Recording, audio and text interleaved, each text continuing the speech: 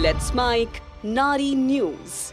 नमस्कार, let's mic में आपका स्वागत है। नारी न्यूज के साथ मैं राखी जैन। आज हम नारी न्यूज में बात करेंगे उस सच्चाई की जो 21वीं सदी में भी दुनिया को झकझोर देती है। हम बात करेंगे एक ऐसे देश की जहां महिलाओं की आवाज सत्ता के गलियारों तक पहुंच ही नहीं पाती, जहां राजनीति में उनकी मौजूदगी लगभग खत्म कर दी गई है और जहां आधी आबादी को फैसलों से बाहर कर दिया गया है। ये देश है अफगानिस्तान, भारत का पड़ोसी मुल्क, जो आज महिलाओं के अधिकारों को लेकर वैश्विक बहस का केंद्र बना हुआ है। क्या आप कल्पना कर सकते हैं कि किसी देश की सरकार में एक भी महिला शामिल ना हो, जहां संसद, मंत्रालय, प्रशासन हर स्तर पर सिर्फ पुरुष ही निर्णय लेते हों? ये कोई कल्पना नहीं, बल्कि वर्तमान की वास्तविकता है। साल 2021 में जब तालिबान ने अफगानिस्तान की सत्ता संभाली, तो देश की राजनीतिक संरचना पूरी तरह बदल गई। इस नई व्यवस्था में महिलाओं के लिए कोई जगह नहीं छोड़ी गई। ना तो उन्हें सरकार में शामिल किया गया, ना ही उन्हें राजनीतिक प्रक्रियाओं में भाग लेने का अवसर दिया गया। अफगानिस्तान में महिलाओं की स्थिति सिर्फ राजनीति तक सीमित नहीं है। यहां उनके बुनियादी अधिकार भी गंभीर रूप से प्रभावित हुए हैं। शिक्षा से लेकर रोजगार तक, यात्रा से लेकर सार्वजनिक जीवन तक, हर क्षेत्र में उन पर कड़े प्रतिबंध लगाए गए हैं। कई इलाकों में लड़कियों की शिक्षा को सीमित कर दिया गया है। महिलाओं के काम करने पर पाबंदियां लगाई गई हैं और सार्वजनिक स्थानों पर उनकी मौजूदगी को नियंत्रित किया गया है। इसका सीधा असर उनके आत्मनिर्भर बनने की क्षमता पर पड़ता है। जब हम राजनीति की बात करते हैं, तो ये सिर्फ सत्ता की बात नहीं होती, बल्कि ये उस अधिकार की बात होती है जिससे कोई व्यक्ति अपने समाज, अपने भविष्य और अपने जीवन को प्रभावित करने वाले फैसलों में भागीदारी करता है। लेकिन अफगानिस्तान में महिलाओं को इस अधिकार से पूरी तरह वंचित कर दिया गया है। इसका मतलब यह है कि देश की आधी आबादी के मुद्दे, उनकी जरूरतें, उनकी समस्याएं फैसला लेने वाली टेबल तक पहुंच ही नहीं पाती। विशेषज्ञों का मानना है कि जब किसी समाज में महिलाओं को निर्णय प्रक्रिया से बाहर रखा जाता है, तो उसका विकास असंतुलित हो जाता है, क्योंकि महिलाएं सिर्फ घर की जिम्मेदारी नहीं निभाती, बल्कि वो समाज और अर्थव्यवस्था का भी महत्वपूर्ण हिस्सा होती हैं। जब उन्हें शिक्षा, रोजगार और राजनीति से दूर रखा जाता है, तो इसका असर पूरे देश की प्रगति पर पड़ता है। अफगानिस्तान का उदाहरण हमें ये समझाता है कि लैंगिक समानता सिर्फ एक आदर्श नहीं, बल्कि एक आवश्यकता है। ये जरूरी है कि महिलाएं भी निर्णय प्रक्रिया का हिस्सा बने, ताकि समाज के हर वर्ग की आवाज सुनी जा सके। लेकिन वर्तमान स्थिति में अफगानिस्तान में यह संतुलन पूरी तरह टूट चुका है। ये भी ध्यान देने वाली बात है कि अफगानिस्तान दुनिया का एकमात्र देश नहीं है जहां महिलाओं की राजनीतिक भागीदारी कम है, लेकिन ये एक दुर्लभ उदाहरण जरूर है जहां मौजूदा सत्ता ढांचे में उनकी भागीदारी लगभग शून्य हो गई है। कई अन्य देशों में भी महिलाओं की राजनीतिक भागीदारी सीमित है, लेकिन वहां उन्हें पूरी तरह बाहर नहीं किया गया है। कहीं उनकी मौजूदगी नाम मात्र की है, तो कहीं सामाजिक और सांस्कृतिक बाधाएं उन्हें आगे बढ़ने से रोकती हैं। अंतर्राष्ट्रीय स्तर पर इस स्थिति को लेकर गंभीर चिंता जताई जा रही है। संयुक्त राष्ट्र और कई मानवाधिकार संगठनों ने अफगानिस्तान में महिलाओं की स्थिति को लेकर सवाल उठाए हैं। उनका कहना है कि ये स्थिति न सिर्फ मानवाधिकारों का उल्लंघन है, बल्कि ये वैश्विक विकास के लक्ष्यों के खिलाफ भी है। क्योंकि जब किसी देश में आधी आबादी को पीछे छोड़ दिया जाता है, तो वो देश कभी भी पूरी क्षमता के साथ आगे नहीं बढ़ सकता।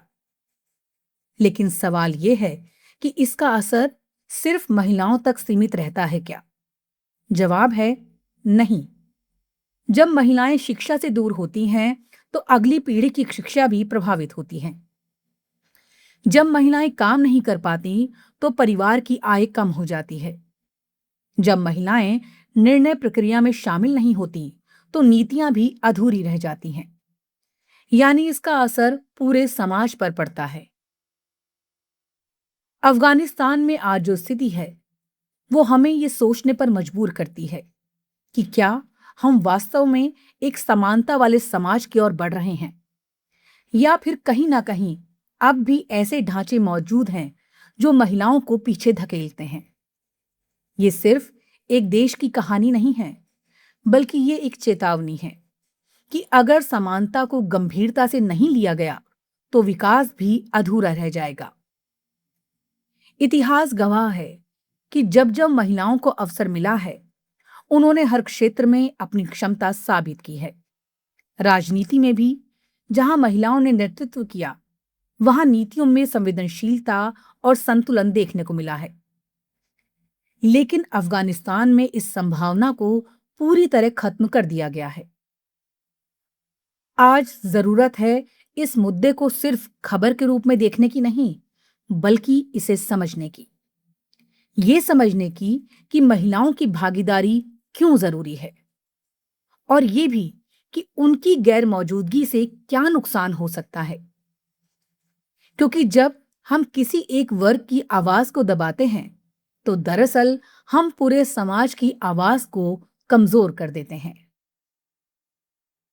नारी न्यूज का उद्देश्य सिर्फ खबरें बताना नहीं, बल्कि उन मुद्दों को सामने लाना है जो समाज को प्रभावित करते हैं।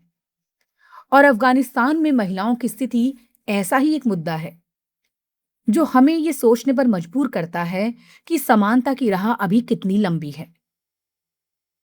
आज जब दुनिया के कई देशों में महिलाएं राष्ट्रपति, प्रधानमंत्री और मंत्री बन रही हैं, वहीं अफगानिस्तान में उनकी मौजूदगी पूरी तरह खत्म हो चुकी है। ये विरोधाभास हमें ये दिखाता है कि प्रगति एक समान नहीं है। कहीं तेजी से बदलाव हो रहा है तो कहीं हालात और भी कठिन होते जा रहे हैं। अंत में ये कहना गलत नहीं होगा कि किसी भी देश का विकास तभी संभव है जब वहां हर व्यक्ति को बराबरी का अधिकार मिले, जब महिलाएं भी फैसलों में शामिल हों, जब उनकी आवाज भी सुनी जाए और जब उन्हें भी अपने भविष्य को तय करने का अधिकार मिले। क्योंकि एक संतुलित समाज वही होता है जहां हर आवाज की अहमियत हो।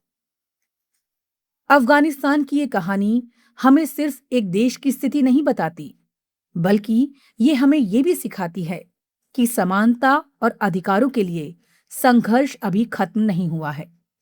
ये एक लगातार चलने वाली प्रक्रिया है जिसमें हर समाज, हर देश और हर व्यक्ति की भूमिका होती है। और इसी सोच के साथ नारी न्यूज में हम आगे भी ऐसे मुद्दों को उठाते रहेंगे जो महिलाओं की आवाज को मजबूत करें, उन्हें पहचान दे और समाज को एक बेहतर दिशा की ओर ले जाए। क्योंकि जब नारी मजबूत होती है तभी समाज मजबूत होता है। आज के नारी न्यूज में बस इतना ही। अगली बार बात करेंगे फिर एक विषय पर। तब तक के लिए जुड़े रहिए लेट्स माइक के साथ। नमस्कार। It's time for news.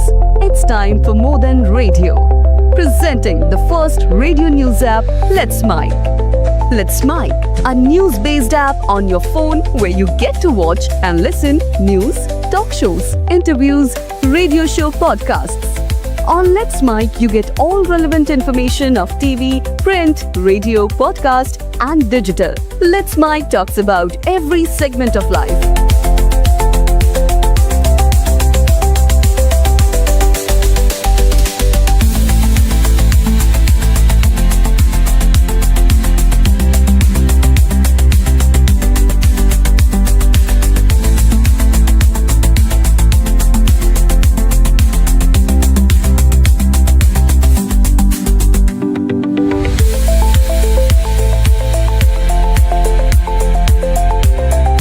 Download the app now from Play Store. Available both on Android and iOS mobile phones. Follow us on YouTube, Instagram, Twitter, LinkedIn, Facebook, Telegram, WhatsApp, Snapchat. Let's talk, let's connect, and let's Mike. It's time for news. It's time for more than radio. Presenting the first radio news app, Let's Mike.